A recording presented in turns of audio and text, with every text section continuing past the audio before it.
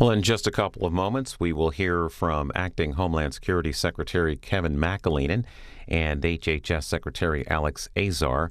They are set to talk with reporters about the plan on rules changes that the Trump administration is instituting on holding migrant children, migrant families in detention. This is expected to start live shortly at the U.S. Customs and Border Patrol briefing room here on C-SPAN 2.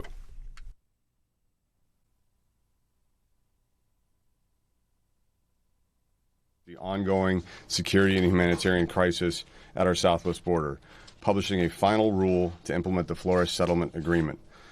This year, we have seen an unprecedented flow of family units, primarily from Central America, coming to our southwest border. During the first 10 months of this fiscal year, U.S. Customs and Border Protection apprehended or encountered almost 475,000 families, 90% of whom crossed our border unlawfully between ports of entry, 3 times more than any previous full year record. In the month of May alone, we saw 88,630 members of family units arrive at our border, 4 times the record month in the last major surge.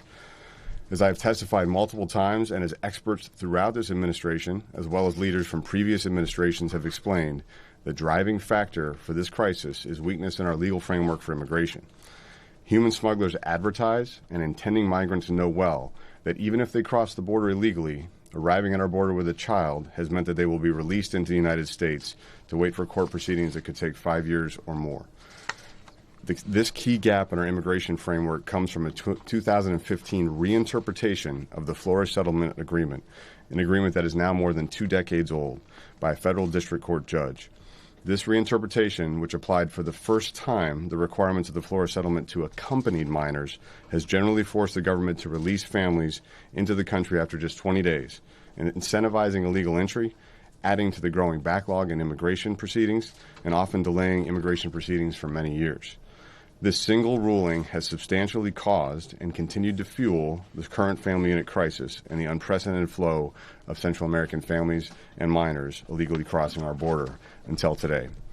After nearly 2 years of work by the Department of Homeland Security and Health and Human Services professionals, consideration of over 100,000 comments from stakeholders and members of the public, and a comprehensive review, the Trump administration has established a new rule to respond to the realities of current immigration flows, a rule based in the principle that families should remain together during immigration proceedings.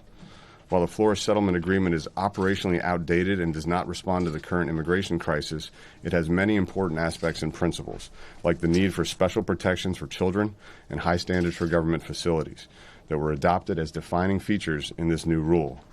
This is an extensive and detailed rule, but this morning I want to highlight 4 key elements. First and foremost, the new rule permanently establishes standards of care in custody for children and families. These standards are high.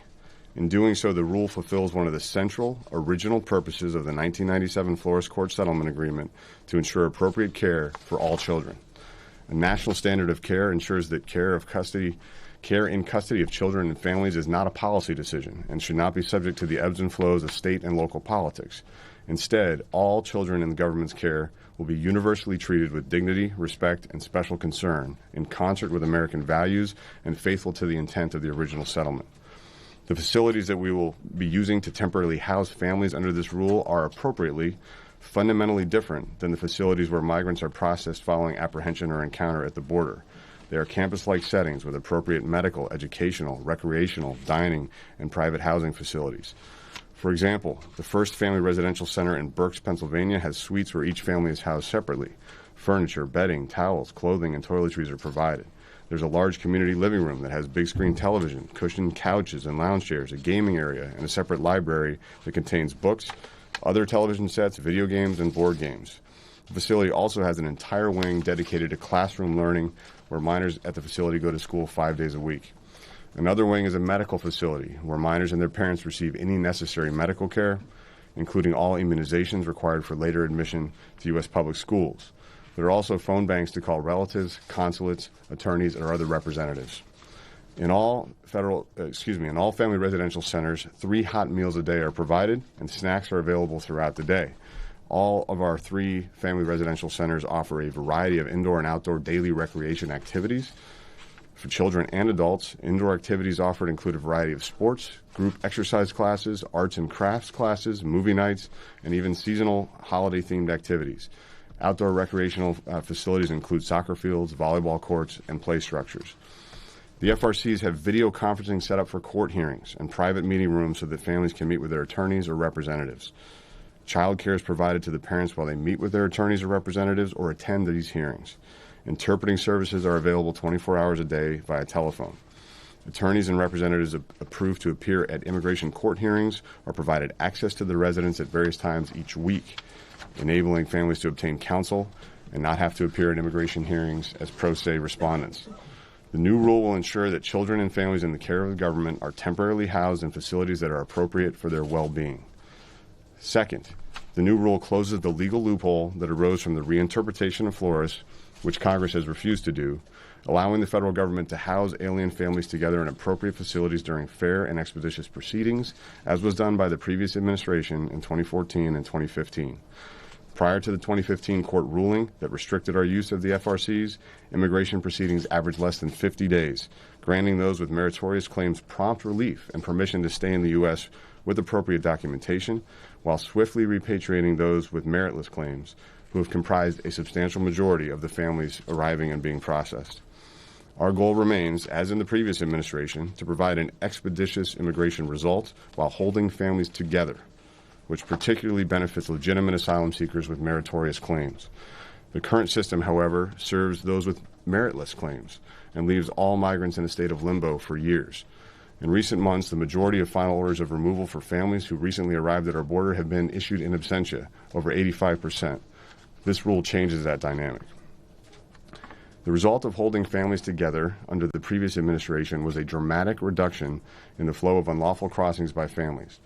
The 2015 court ruling upended that process, and the direct and predictable result has been two family surge crises at the border, first in 2016 and now at unprecedented levels this year. When fully implemented, the new rule will restore the humane and effective procedures employed in 2014 and 2015. Third, by closing this key loophole in Flores, the new rule will restore integrity to our immigration system and eliminate the major pull factor fueling the crisis. As I stated earlier, this year has brought record volumes of family units to our southwest border. In the first 10 months of the fiscal year, U.S. Customs and Border Protection has observed a 469% increase in the number of family units apprehended between ports of entry from our FY18 numbers. While this year's increase is especially dramatic, family apprehensions have increased at an annual average of 72% over the past fiscal years. In fiscal year 2013, before Flores was reinterpreted, the total number of family units apprehended entering the United States illegally on the southern border was 14,855. Again, by August of this fiscal year, we have already seen almost 475,000 family units apprehended.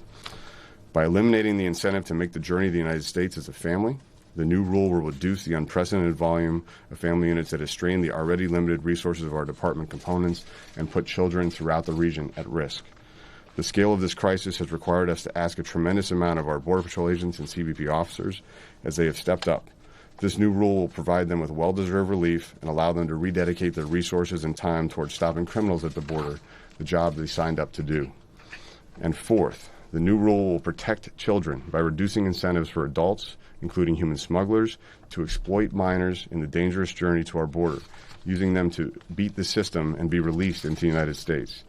So far this fiscal year, Border Patrol agents have identified approximately 6,000 migrants who have fraudulently presented as members of family units at the border. In response, U.S. Immigration and Customs Enforcement Homeland Security Investigations has conducted 2 DNA pilot testing programs that have definitively identified dozens of cases in which children had no familial relation to the adults claiming that. In the first operation, Operation Double Helix 1, 16 out of 84 family units were identified as fraudulent based on negative DNA results. In the second version of the operation, 79 of our 522 family units tested have been identified as fraudulent based on negative DNA results to date. These egregious examples of migrants posing as family units that ICE has uncovered demonstrates the necessity of this new rule.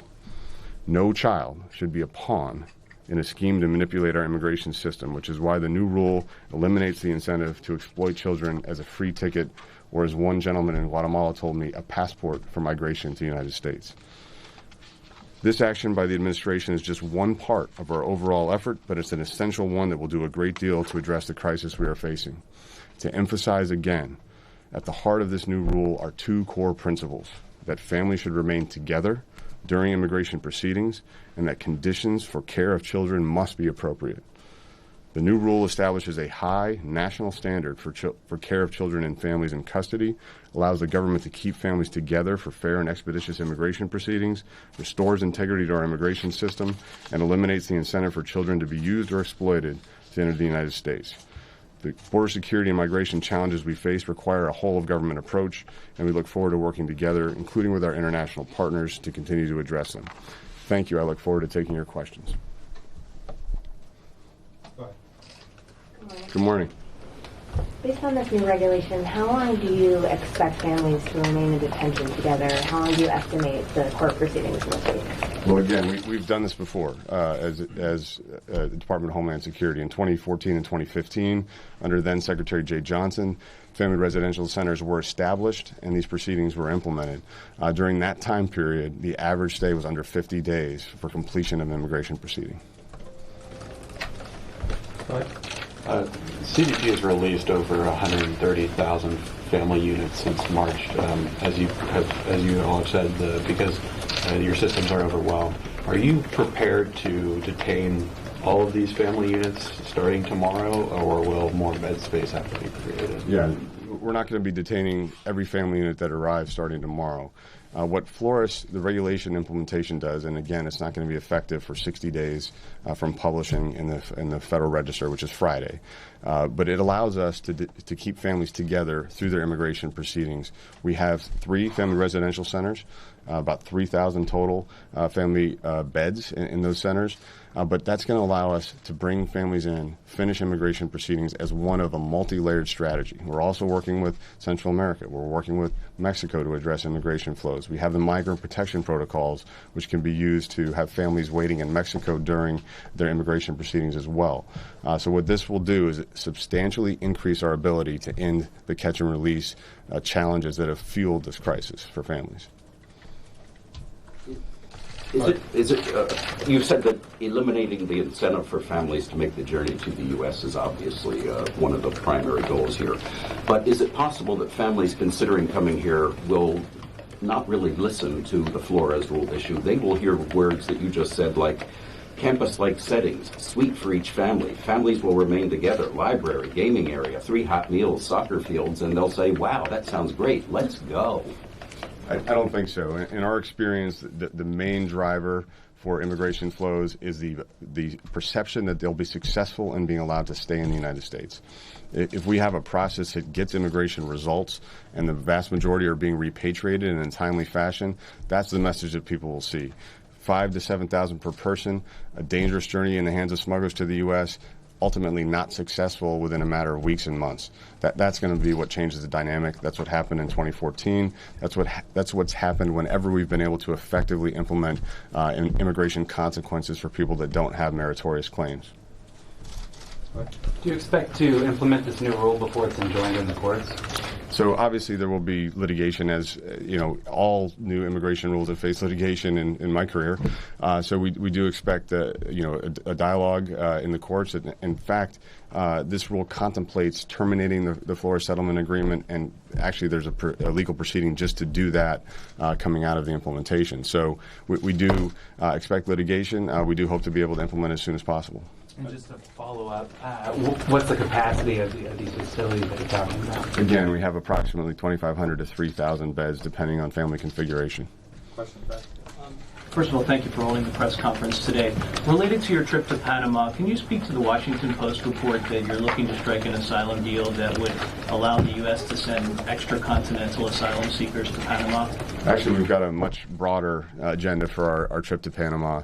We're engaging in a ministerial meeting. We do a monthly ministerial with the Interior and Security Ministers from Central America. It started just with the Northern Triangle countries with the U.S. as an observer. Now it's expanded to include Costa Rica and Panama. We're going to have Colombia there. And we're going to be talking about regional security issues on a broad basis. In terms of our bilateral discussions with Panama, it's a new administration. They were inaugurated last month. My counterpart, the Interior Minister, Minister Moronis, is a strong law enforcement background. We've had great initial conversations. We're going to talk about our broad security relationship and building on a strong foundation for partnership, information sharing with Panama. That will include the movement of drugs through the region. That will include human smugglers and traffickers, and a dialogue about the irregular migration flows. But there's not going to be any specific agreement negotiated on this trip. Can you confirm that specific point, though, that extracontinental asylum seekers would be something under discussion? Well, all these countries are concerned about extracontinental asylum seekers. The flows come through the entire Isthmus of Central America. The smugglers that are bringing them are charging $25,000 to $50,000 per person for these flows. We have seen security risks embedded in these flows, so absolutely this will be a topic of conversation for all the ministers. Hi, Mr. Secretary. How can you assure that children will not be held for months and months at a time? I mean, your administration, there's a lot of concern, your administration separated children from their parents. Kids have died after being taken into custody. How can you assure that they will be well cared for and that they won't be detained indefinitely, as the judges do? Okay. The purpose of holding individuals in administrative custody during immigration proceedings is to get an immigration result as expeditiously as possible, and for those that have meritorious claims, to have them released, and for those that do not meet the standards, to have them repatriated. The rule also establishes very clear parole and bond procedures for release of individuals going through their proceedings for various reasons. So there's no intent to hold families for a long period of time. In fact, we have the prior experience that shows we were able to average under 50 days. That is the intent for a fair but expeditious immigration proceeding. And that's all the way to a final order? 50 Correct. days? If I can just follow up on that, obviously the time period in 2015 in which 50 days is dramatically different from the time period now. The backlog has exploded to, I think it's 900,000 cases. It's an average of 2 years. What other steps are you taking to ensure that you can get in that 50-day period, given that the backlog has actually worsened much more dramatically since then? Sure. Just to make an important distinction here, the detained docket.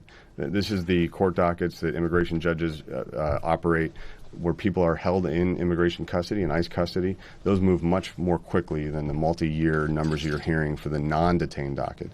That 900,000 to 1 million case backlog is on the non-detained docket. The detained docket actually moves for single adults much more rapidly than 50 days. So we do anticipate being able to keep these cases on track. But clearly, you have judges that are working with detained docket, non-detained docket. There's been a lot of movement. There's been sort of ever-changing requirements for these immigration judges in terms of what they should be prioritizing. Those things are connected. So what other steps can you take? Yeah, we work closely with DOJ, the Executive Office for Immigration Review, and we're targeting those priority cases that are going to make an impact on this humanitarian and border security crisis. That means those recent border arrivals and the detained docket, as well as migrant protection protocols, will continue to be the focus for timely adjudication. We'll be taking just a couple more questions. Great, thank you so much. My understanding is there's no plans at this time to build more family residential centers that would then be licensed under this agreement. So I'm just wondering if that is the case, if you could confirm that.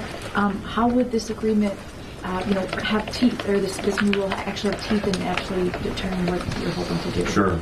Just a quick reminder, we did ask Congress for additional family beds in the 2019 budget process and in the supplemental. We did not receive them, so I think that's important to recall. But going back to 2014, when we established family residential centers in the first place, the initial housing for families was at a dorm-like setting at the Border Patrol Academy, then under Secretary Johnson. And really those initial hearings, getting results and having families repatriated had a significant deterrent effect on the flow. And so by the time the family residential centers were built out, they had enough capacity to manage the ongoing flow. We anticipate a similar reaction when migrants and smugglers understand that a child is no longer that free pass or quote-unquote passport to the U.S. for migration. Did you have a question? Secretary, you said there is a high standard to be met for the conditions in these centers. How do you plan on doing that? Do you have funding? Are you going to be hiring a slew of trained people that are going to be caring for these children and families? So both. We do have funding for the family residential centers that it currently exist. They do include significant standards, and again, this is all articulated in this multi-100-page rule.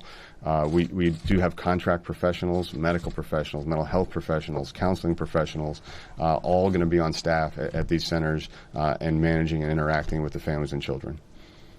Our last question, sir. When do you expect to publish?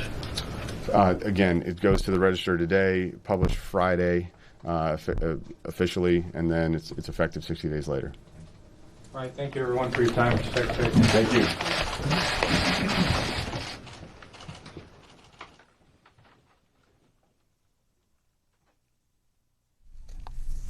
And we have some tweets this morning on the migrant family policy change. This from the San Francisco Chronicle Washington correspondent. DHS puts out its final Flores rule. This would overhaul the way minors are treated in DHS custody and allow for much longer detention of families, sure to face a court challenge. And from the New York Times, the Trump administration rule would move immigrant families to be held indefinitely, and we'll be looking for congressional reaction.